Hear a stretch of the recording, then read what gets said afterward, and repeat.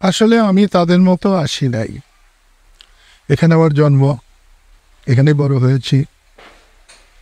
এক সময় টাঙ্গাইল বলতে হুজুর মৌলানা ভাসানীকে বোঝাতো, শামসুল হককে বোঝাতো, কোনো সময় হয়তো আমাকেও বোঝাতো। পিতার কাঁধে সন্তানের লাশ হিমালয়ের চাইতেও ভারী, সেজন্য এসেছি। দেশটা কেমন যেন হয়ে গেছে, মানবিক মূল্যবোধ একেবারে ধ্বংস হয়ে গেছে। একটা সেনাবাহিনীর সদস্যের গায়ে ডাকাত, লস্কর, চোর যদি আঘাত হানতে পারে, তাহলে বুঝতে হবে সমাজে কিছু নাই, আইন কানুন বলতে কিছু নাই। আমি এটাকে কোনো গুরুত্ব দিতাম না।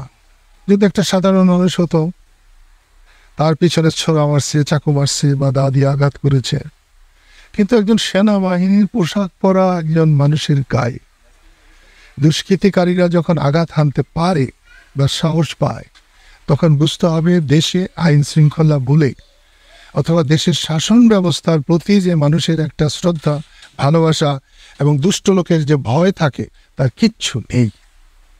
আমি এসেছি, মৃত্যু মানুষের জন্মের পরে অবধারিত সত্য।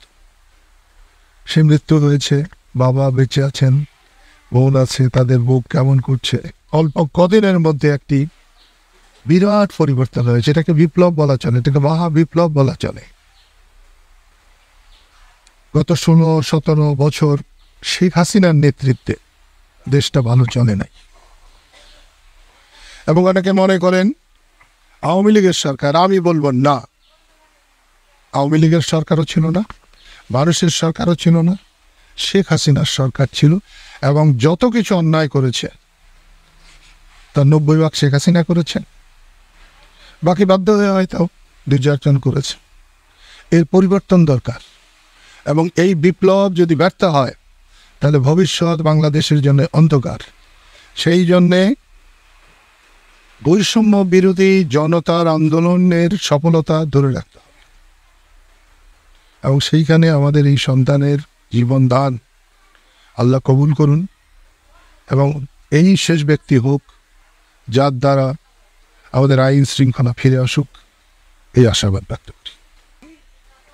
আমি সময়ের কথা সময়ই বলতে চাই। আমি নামাজের সময় অন্য কিছু মনে রাখি না। আমি রাজনীতিকে ইবাদতের মতো মনে করে আমি রাজনীতি করি। এই জন্য আমি প্রচুর সম্মান পেয়েছি, প্রচুর অসম্মানও পেয়েছি, গালাগালিও শুনেছি। এতদিন বেঁচে না থাকলে আমি গালাগালি শুনতাম না। আমি যদি 71-এ যুদ্ধ না করতে পারতাম, যারা গালাগালি করেন তাদের অধিকাংশদের জন্ম হয়তো পাকিস্তানের জারজ হিসাবে হতে পারত। আমি আজকে একজন কাতর বাবা মা, ভাই বোন, ভাই তো আপন ভাই তো নাই, তাদের পাশে শুধু আল্লাহর কাছে দোয়া করবার জন্য এসেছিলাম। অন্য কোনো দিন আপনারা আমাকে ধরবেন, তত্ত্বাবধায়ক সরকার কতদিন থাকবে, কতদিন থাকা দরকার, মানুষের চাহিদা কি, আমি অকপটে বলবো। আমি কোনো কথা দ্বিধা করে বলবার চেষ্টা করি না। ধন্যবাদ।